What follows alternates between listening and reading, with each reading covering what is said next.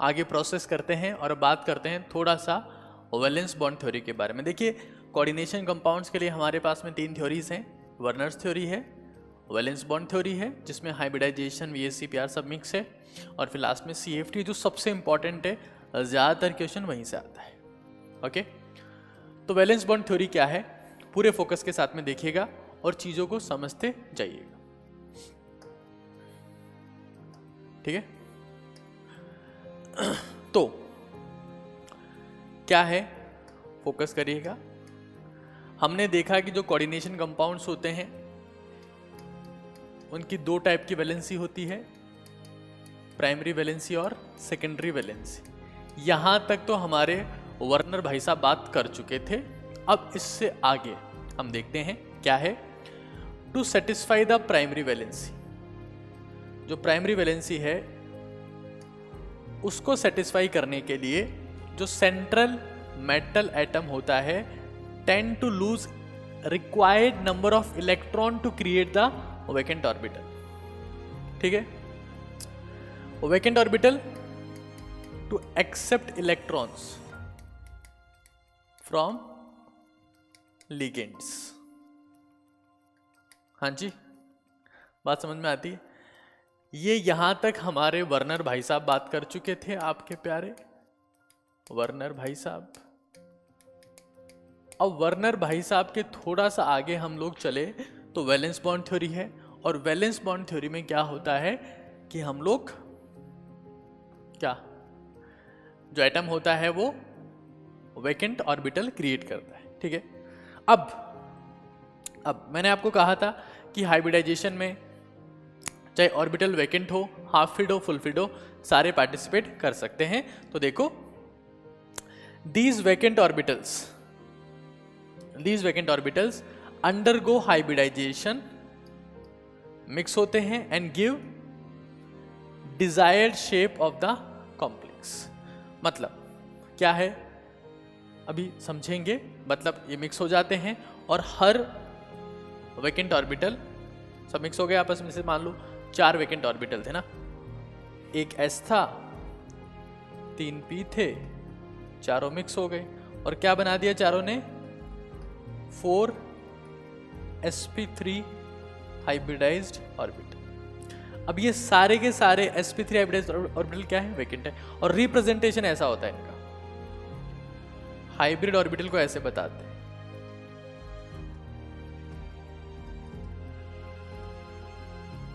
ये क्या है, ऑर्बिटल के अंदर ऑर्बिटल है, मतलब मिक्सिंग ऑफ ऑर्बिटल। आप देख रहे हैं अंदर ही लोब बना देते हैं, मिक्सिंग ऑफ ऑर्बिटल।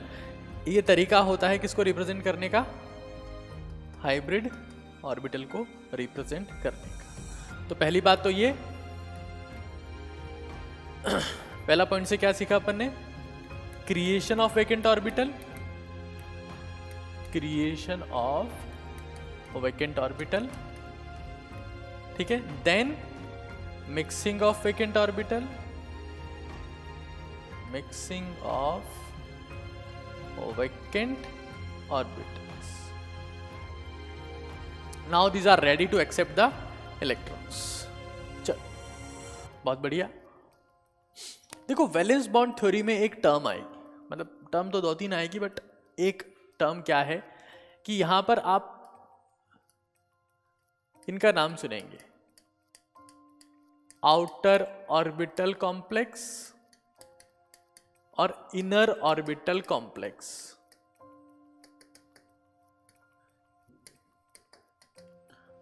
इन्हीं का दूसरा नाम होता है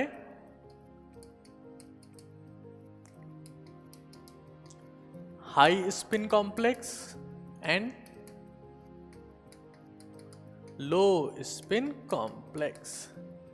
जैसे मैंने आपको क्या बोला था, वर्नर थ्योरी में हमने 2 नई टर्म सुनी थी, प्राइमरी वैलेंसी, सेकेंडरी वैलेंसी। यहां पर ये नई टर्म्स है, outer orbital complex, inner orbital complex. इन्हीं को कहते हैं हाई स्पिन कॉम्प्लेक्स या लो स्पिन कॉम्प्लेक्स, ठीक है। खैर आगे समझते जाते हैं इसको। तो देखो वैलेंस बॉन्ड थ्योरी, ऑर्बिटल की मिक्सिंग हो रही है किसकी, 1s और 1p। कौन सा है, 4s और 4p। कम से कम 3D सीरीज की बात करेंगे तो वहां पर 4s और 4p होते हैं। मिक्स हो जाएंगे, 2 sp ऑर्बिटल्स बनेंगे और वो रिपल्शन को मिनिमाइज करने के लिए लीनियरली अरेंज हो जाएंगे। थीटा मेरे पास में आ जाएगा 180 डिग्री, है ना, लीनियरली अरेंज हो जाएंगे। देखो अब यहां पर है 4s और 4p, एक और 3 मिक्स हो रहे हैं, sp3 टेट्राहेड्रल। ठीक है, अब ये इंपॉर्टेंट है, फोकस करिएगा, पूरा फोकस देखो। कौन से ऑर्बिटल्स मिक्स हो रहे हैं? 3d 1, 4s 1 और 4p 2, dsp2। ठीक है, यहां पर आप देख सकते हैं, देखो नॉर्मली आज तक हमने क्या पढ़ा है कि हाइब्रिडाइजेशन में जो ऑर्बिटल्स मिक्स होते हैं वो एक ही शेल के होते हैं, लेकिन यहां पर ये अमेजिंग बात है, हमने क्या पढ़ा है आज तक, क्या पढ़ा है हमने आज तक कि हाइब्रिडाइजेशन में जो ऑर्बिटल्स क्या होते हैं, वो मिक्स होते हैं, वो एक ही शेल के होते हैं, एक ही आउटर मोस्ट शेल के होते हैं। लेकिन यहां पर क्या है, 2 different, here we have 2 different shells. ये किसका है? n-1 का है। इन दोनों ही केस में we have 2 different subshell, और इसलिए 2 डिफरेंट शेल्स और कवरिंग, और इसलिए ये बहुत ज्यादा इंपॉर्टेंट हो जाता है। क्वेश्चन पूछेंगे that in which of the following state of hybridization the orbital used have different principal quantum number। तो different principal quantum number generally नहीं होती है, सेम प्रिंसिपल क्वांटम नंबर वाले ऑर्बिटल्स आपस में मिक्स होते हैं एंड अंडरगो हाइब्रिडाइजेशन। इस केस में आप देख रहे हैं dsp2 और d2sp3 में we have orbitals with different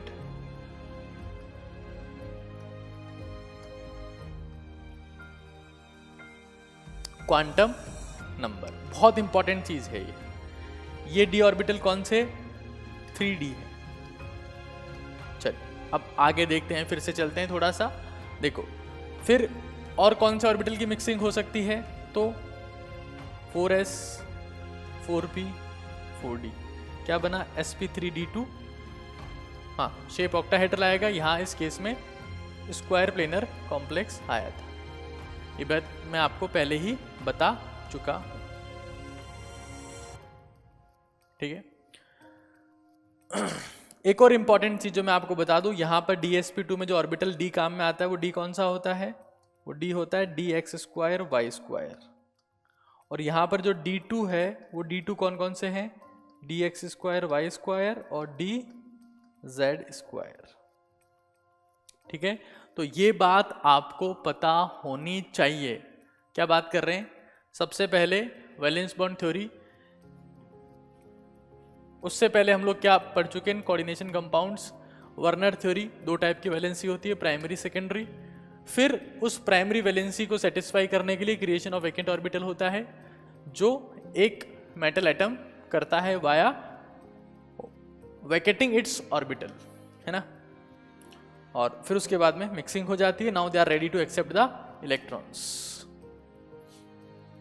अब देखो काम की बात, if n-1d orbitals involved in the hybridization, the complex are known as inner orbital or low spin और strong field ligand complex। देखो ये जो strong field ligand complex word आया है ना, ये VBT का वर्ड नहीं है, ये वर्ड किसका है? CFT का वर्ड है। लेकिन आजकल जब हम लोग पढ़ते हैं तो दोनों को साथ साथ में थोड़ा लेके चलते हैं। लेकिन आपको क्या ध्यान रखना है, अगर if inner orbital is used, if inner orbital is used, तो उस केस में जो कॉम्प्लेक्स होगा उसे हम लोग कहते हैं इनर ऑर्बिटल कॉम्प्लेक्स। क्या कहते हैं इस कॉम्प्लेक्स को? Inner orbital complex. ये इंपॉर्टेंट चीज है, मतलब कॉम्प्लेक्स वैलेंस बॉन्ड थ्योरी जो कॉम्प्लेक्स है कोऑर्डिनेशन कंपाउंड है उसको दो कैटेगरी में क्लासिफाई करती है, इनर ऑर्बिटल, ये कीवर्ड ध्यान रखने हैं आपको, और आउटर ऑर्बिटल। वर्नर थ्योरी में कौन से कीवर्ड्स थे? वैलेंसी के बारे में वर्ड थे, प्राइमरी वैलेंसी, सेकेंडरी वैलेंसी। यहां पर कौन से कीवर्ड है? Inner orbital complex, outer orbital complex. चलो ठीक है।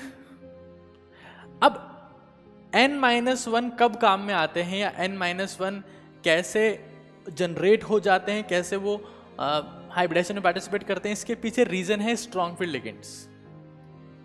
अब स्ट्रॉन्ग फील्ड लिगेंड्स क्या होते हैं हम लोग आगे CFT में सीखेंगे, लेकिन इसके पीछे रीजन क्या है? Strong field ligands. तो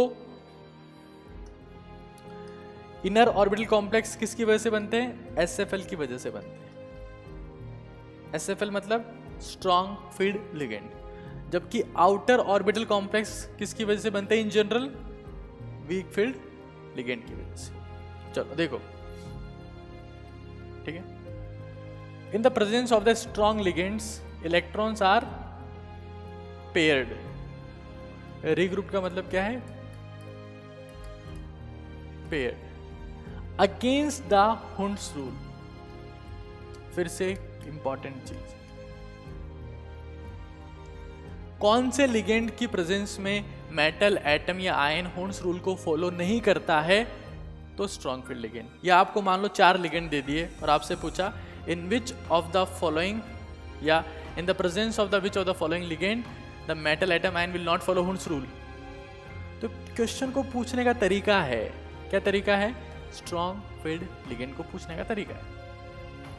हुंड्स रूल यहां पर फॉलो नहीं होगा, ठीक है। सो इन द प्रेजेंस ऑफ, आगे पढ़ेंगे होते क्या है। In the presence of SFL मतलब strong field ligand, metal atom और आयन और एटम जो भी है doesn't follow Hund's rule. Super important चीज है ये, पूछने का थोड़ा सा नजरिया जो है वो अलग हो सकता है, ठीक है। अब आगे देखो, इफ एंड डी ऑर्बिटल्स मतलब प्रिंसिपल क्वांटम नंबर सबका same, quantum number same, if nd orbital involved in the hybridization, the complexes are known as outer orbital or the high spin complex. high spin जो word अपन use कर रहे हैं ना, inner orbital complex के लिए जो word use करते हैं वो होता है लो स्पिन, लो स्पिन, और यहां पर वर्ड यूज करते हैं हाई स्पिन।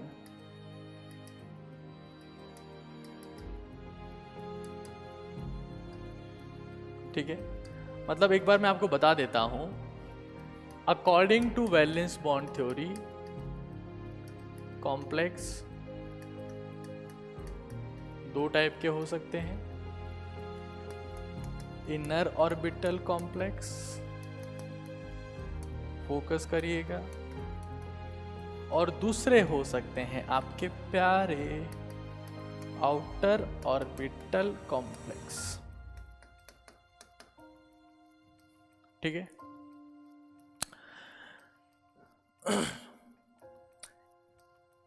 इन कॉम्प्लेक्सेस को, इन्हीं का दूसरा नाम क्या है? इन्हीं का दूसरा नाम क्या है? लो स्पिन कॉम्प्लेक्स। और क्यों कहते हैं? They have laser unpaired electron. Focus करिएगा वर्ड पे, they have laser unpaired electrons. किसके प्रेजेंस में बनते हैं ये?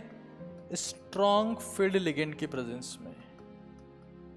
Strong field ligand present sir. कौन से होते हैं वो? तो कुछ एक फेमस है NO2COCN-। ये कुछ फेमस स्ट्रॉन्ग फील्ड लिगेंड्स। जबकि जो आउटर ऑर्बिटल कॉम्प्लेक्स होते हैं इन्हें हाई स्पिन कॉम्प्लेक्स कहते हैं। They have more number of unpaired electrons.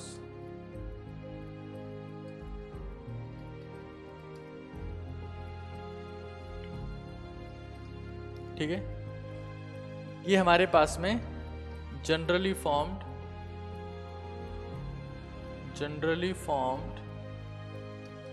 in the presence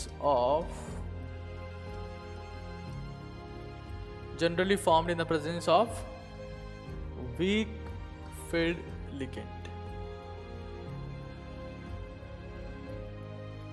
ठीक है, तो ये आपको बात पता होनी चाहिए। अब एक थोड़ी सी इंपॉर्टेंट चीज हम लोग देखते हैं, जैसे इनर ऑर्बिटल कॉम्प्लेक्स का एग्जांपल हमारे पास में क्या हो जाएगा, जैसे स्टेट ऑफ हाइब्रिडाइजेशन DsP2 है या D2sp3 है, तो इस केस में हम लोग इन्हें क्या बोलेंगे, इनर ऑर्बिटल कॉम्प्लेक्स। अगर मान लो मेरे पास में स्टेट ऑफ हाइब्रिडाइजेशन क्या है, sp3d है या sp3d2 है, so these are the outer orbital complex. और जो भी हमारे पास में कॉम्प्लेक्स है उसमें नंबर ऑफ अनपेड इलेक्ट्रॉन्स के बेसिस पे उसका मैग्नेटिक मोमेंट फाइंड आउट कर सकते हैं। तो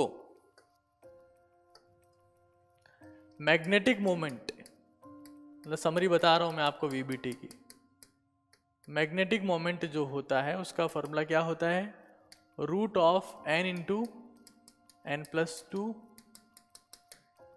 bore magneton.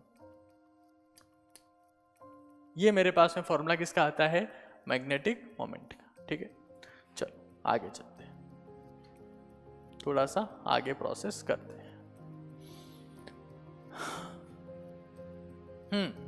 In the presence of weak ligands electrons are not regroup, मतलब no pairing occurs, no pairing occurs.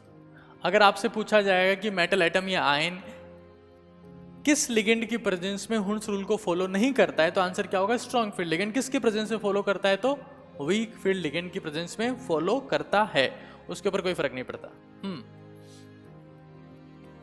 अब देखो कॉम्प्लेक्स कोई सा, पैरामैग्नेटिक है भाई, मैग्नेटिक बिहेवियर,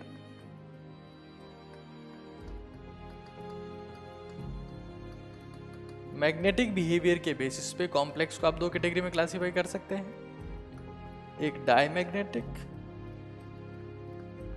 और एक पैरामैग्नेटिक।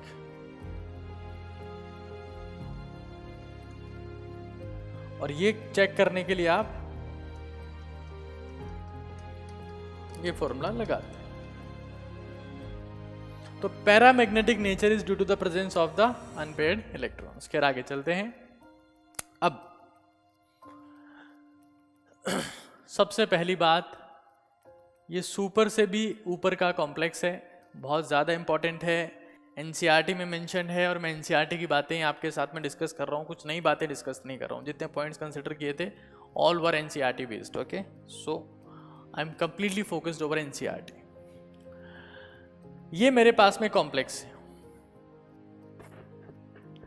ठीक है। देखो नॉर्मली एक थोड़ा सा ट्रिक बता देता हूं आपको, लिगेंड्स की स्ट्रेंथ चेक करने की ट्रिक ऐसे चेक करते हैं।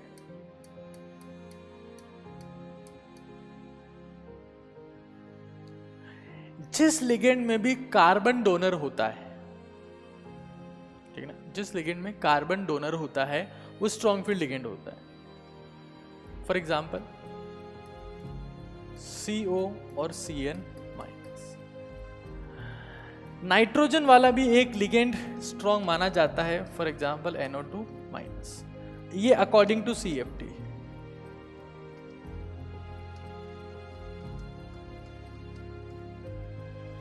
अकॉर्डिंग टू CFT, तो अकॉर्डिंग टू CFT सबसे ज्यादा स्ट्रॉन्ग फील्ड लिगेंड कौन सा होगा, जिसमें डोनर कौन सा हो, कार्बन, उसके बाद नाइट्रोजन, फिर ऑक्सीजन, फिर हेलोजन।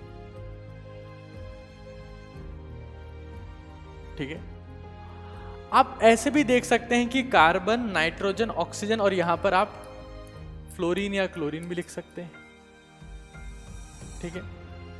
तो अगर डोनेटिंग एटम की इलेक्ट्रोनेगेटिविटी कम है तो उस लिगेंड की स्ट्रेंथ ज्यादा होगी, ठीक है ना। Ligand strength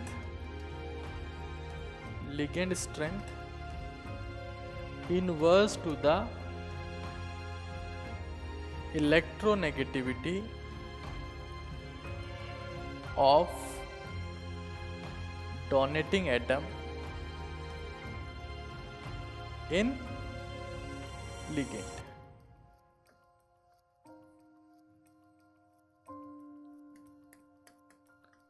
according to CFT।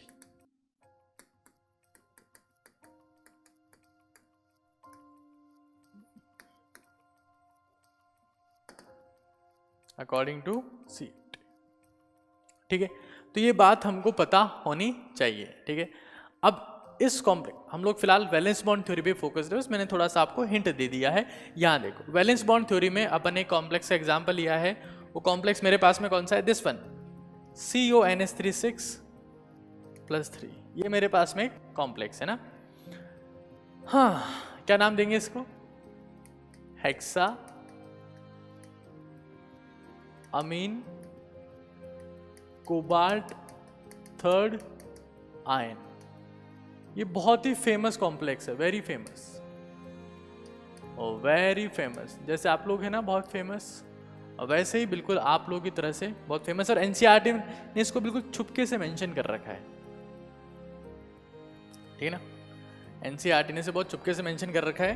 मतलब आपको पता होना चाहिए कि इवन जो NH3 होता है, कौन होता है? NH3 होता है, वो अकॉर्डिंग टू CFT, मेरे इस बात पे गौर करिएगा, एनसीईआरटी ने छुपके से मेंशन किया है।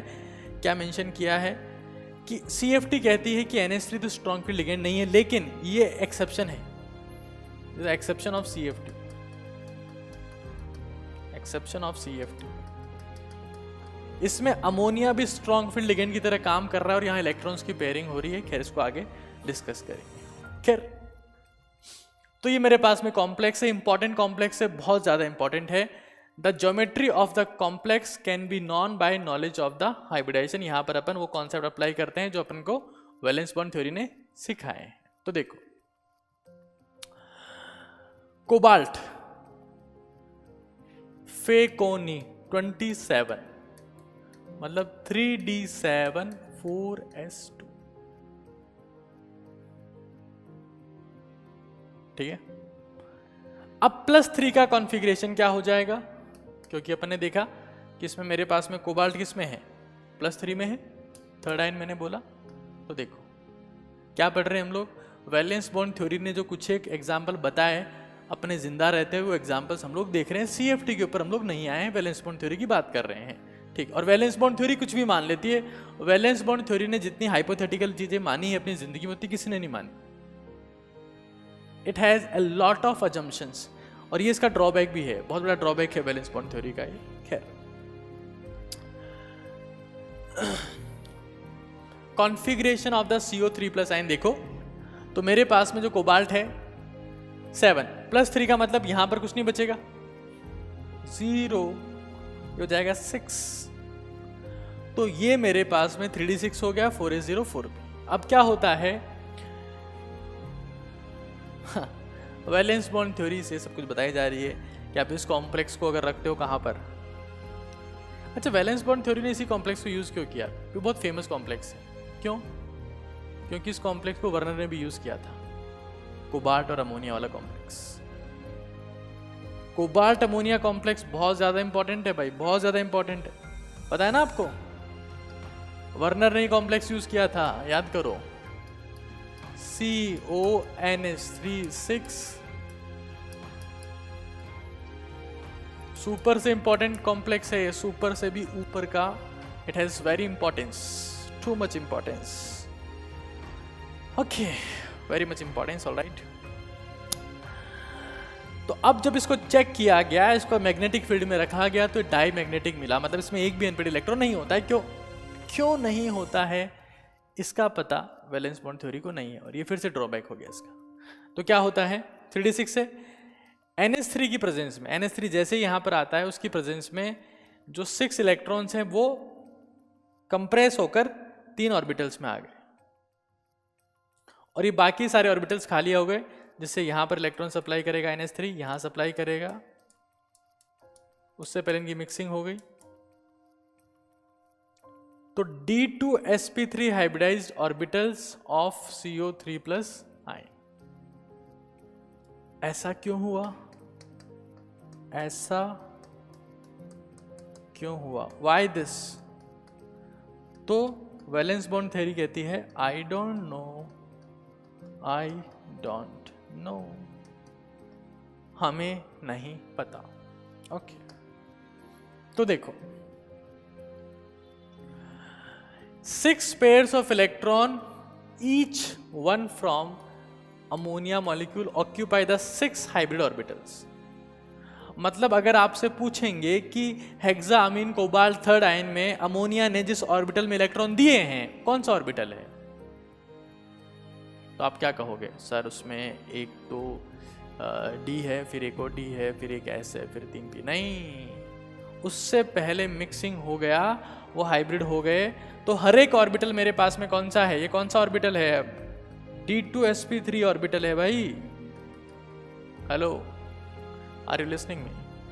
Are you getting my point? ये कौन सा ऑर्बिटल है? D2sp3। ये भी कौन सा ऑर्बिटल है? D2sp3। ये D2sp3, D2sp3, D2sp3, D2sp3। ठीक है ना? ये आपको ध्यान रखना है। अब देखो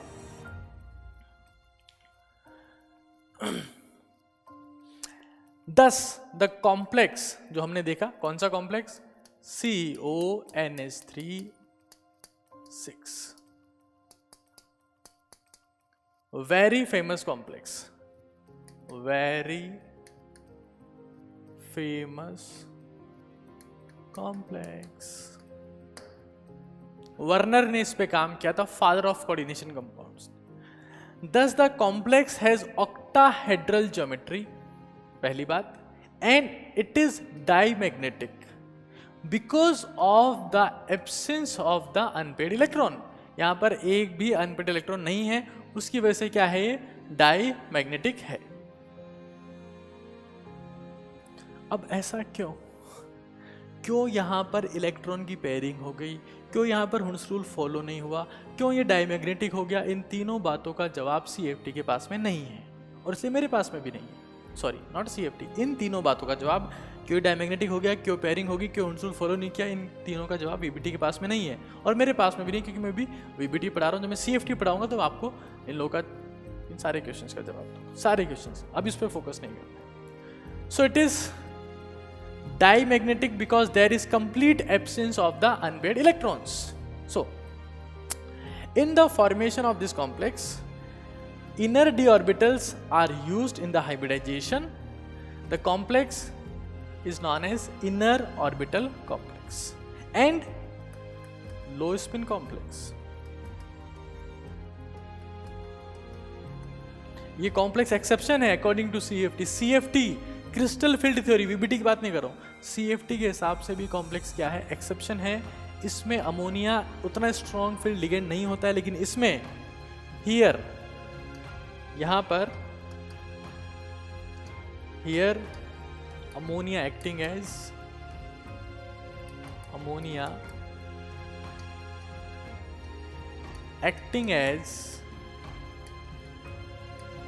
SFN। ठीक है। अब इसी कोबाल्ट का एक और कॉम्प्लेक्स हम लोग देखते हैं। इसी कोबाल्ट का एक और प्यारा सा कॉम्प्लेक्स है the paramagnetic octahedral complex COF6। यहां पर आप देख सकते हैं फ्लोरीन इज, जानते हैं ना हम लोग, ये तो कंफर्म WFL है। क्यों? कार्बन, नाइट्रोजन, ऑक्सीजन और हेलोजन। यहां पर डोनेटिंग कौन है? फ्लोरीन है। इसने आउटर ऑर्बिटल यूज किए। इसका स्टेट ऑफ हाइब्रिडाइजेशन क्या है? DSP, मतलब sp3d2। यहां पे D कौन से होंगे? वही dx² y² और dz²। इसमें भी D कौन से थे? वही थे।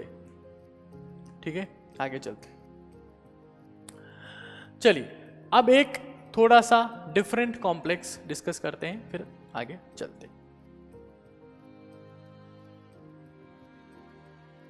तो एक बार इस निकल के कॉम्प्लेक्स की बात करें। देखो मैंने आपको जो है मैंने वैलेंस बॉन्ड थ्योरी की समरी तो यहाँ बता दी है ना।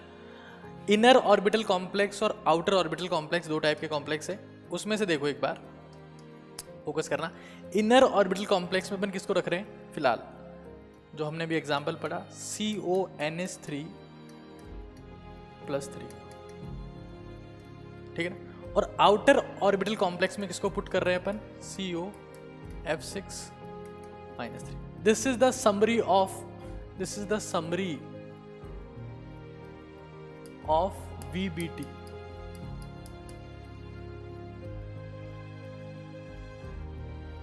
ठीक है ना। किसी को समरी देखनी है तो डायरेक्टली यहां से देख सकता है ना, और पूरा देखना है तो देख ही रहा है। तो अब देखो ऐसे ही मेरे पास में जो निकल के कॉम्प्लेक्स होते हैं, निकल के कॉम्प्लेक्स भी हम दो कैटेगरी में क्लासीफाई कर सकते हैं। एक कॉम्प्लेक्स जो इनर ऑर्बिटल कॉम्प्लेक्स है NiCN4-2, और दूसरा जो आउटर ऑर्बिटल कॉम्प्लेक्स है फॉर एग्जांपल NiCl4। अभी इनर क्यों है आउटर क्यों है इसके बारे में वैलेंस बॉन्ड थ्योरी को नहीं पता। वैलेंस बॉन्ड थ्योरी को इतना पता है कि इसका हाइब्रिडाइजेशन कैसे होगा, बस इतना पता है, ठीक है ना साहब। तो हमने एग्जांपल ले लिया, ये हमारे पास में निकल है in the +2 oxidation state, the ion has the following electronic configuration. निकल नॉर्मली क्या होता है 3d8-4s2। अगर ये +2 में है तो उस केस में क्या हो जाएगा 3d8-4s0। तो कॉन्फ़िगरेशन मैंने मेंशन कर दिया है 3d8 4s खाली है, 4p खाली है, सब कुछ खाली है, ठीक है। 4 ऑर्बिटल्स हैं, चारों मिक्स हो गए और 4sp3 हाइब्रिडाइज्ड ऑर्बिटल बनाए जो रेडी है टू एक्सेप्ट द इलेक्ट्रॉन्स। और इन ऑर्बिटल्स ने एक्सेप्ट कर लिए हैं इलेक्ट्रॉन्स किससे, देखो ये 3d ऑर्बिटल है 3d8, ये इलेक्ट्रॉन एक्सेप्ट कर किससे कर रहे हैं Cl-। As it involves the 1s and 3p orbital, so its shape will be the tetrahedral। Shape कैसा होगा इसका tetrahedral। It is paramagnetic in nature because it contains 2 unpaired electron। ठीक है, क्या बोलेंगे इसे हाई स्पिन कॉम्प्लेक्स है ना, आउटर ऑर्बिटल कॉम्प्लेक्स, ठीक है, और पैरामैग्नेटिक, एक ही बात है। सिमिलरली ये देखो NiCO4 बहुत इंपॉर्टेंट कॉम्प्लेक्स है, कहां पर काम में आता है, मॉन्ड्स प्रोसेस में इसका जनरेशन होता है। इसमें टेट्राहेड्रल ज्योमेट्री है लेकिन ये डायमैग्नेटिक है, ठीक है ना। और ऑक्सीडेशन नंबर क्या है 0 है, it contains no unpaired electron. अब ये बात वैलेंस बॉन्ड थ्योरी से पूछोगे ऐसा क्यों, तो कहेंगे हमको नहीं पता, CFT से पूछना, तो CFT इन सब बातों का जवाब देगी। एक और कॉम्प्लेक्स देख लेते हैं, उसके बाद में CFT के ऊपर प्रोसेस करेंगे। यहां पर फिर से हमारे पास में कॉम्प्लेक्स है, all are mentioned in NCERT, mentioned in NCERT, वही मैं डिस्कस कर रहा हूं, उसके अलावा कुछ डिस्कस नहीं कर रहा हूं। इसके बाद में NCERT पढ़ने की जरूरत नहीं है, क्लियरली कह रहा हूं, मैं जो पढ़ा रहा हूं उसके बाद में NCERT पढ़ने की जरूरत नहीं है। Here nickel is in +2 oxidation state, has electronic configuration 3d8। तो Ni2+ बना, ये खाली है, लेकिन अब Cn है, इसमें कार्बन डोनर है, और जब कार्बन डोनर होता है तो लिगेंड कैसा हो जाएगा, स्ट्रॉन्ग फील्ड। इसकी प्रेजेंस में जो आपके पास में मेटल एटम आयन है वो हुंड्स रूल फॉलो नहीं करेगा, इलेक्ट्रॉन्स की पेयरिंग हो जाएगी, सारे इलेक्ट्रॉन जो है ना यहाँ आ जाएंगे, तो ये बन जाएगा 3d8। ये सारे vacant, 1 vacant, 2 vacant, 3 vacant, 4 vacant. State of hybridisation क्या हो जाएगा, DsP2 शेप हो जाएगा, स्क्वायर प्लेनर ऑर्बिटल यूज हुआ है, dx² y², क्यों आगे समझेंगे, ठीक है। तो hybridisation DsP2 shape square planar, compound diamagnetic, absence of the unpaired electron, magnetic field में रखेंगे तो किसी तरफ कोई अट्रैक्शन रिपल्शन फील करेगा मैग्नेटिक फील्ड से। चलो अब एक बार आगे डिस्कस करते हैं और चीजों को समझते हैं, that there are certain limitation, मैं तो कहूँगा कि वैलेंस बॉन्ड थ्योरी तो बहुत लिमिटेड है, इसके सिवाय लिमिटेशन के कुछ है ही नहीं। तो देखो, it could not explain the colours given by the complex in the aqueous solution. Colour कैसे आ रहे हैं, इस कलर का रीजन बताया CFT ने कि भाई ये कलर आते हैं DD ट्रांजिशन से, और वो DD ट्रांजिशन कब होगा, जब d ऑर्बिटल्स की एनर्जी डिफरेंट हो। तो CFT बताएगी कि d ऑर्बिटल्स की स्प्लिटिंग कैसे होती है, वैलेंस बॉन्ड थ्योरी नहीं बता रही, ये तो कह रही कि सब आपस में पड़े, मिक्स हो रहे, मस्त है। चलो, तो it could not explain the magnetic data. Magnetic data की मतलब पैरामैग्नेटिक हुआ तो क्यों हुआ बता, वैलेंस बॉन्ड थ्योरी से पूछो, ये कहते हमें नहीं पता। डायमैग्नेटिक हुआ तो क्यों हुआ, हमें नहीं पता। हाँ, उसके अलावा लिगेंड्स के बारे में इसको कोई आइडिया नहीं है। Does not comment, spectrochemical series का मतलब क्या है, डजंट कमेंट अबाउट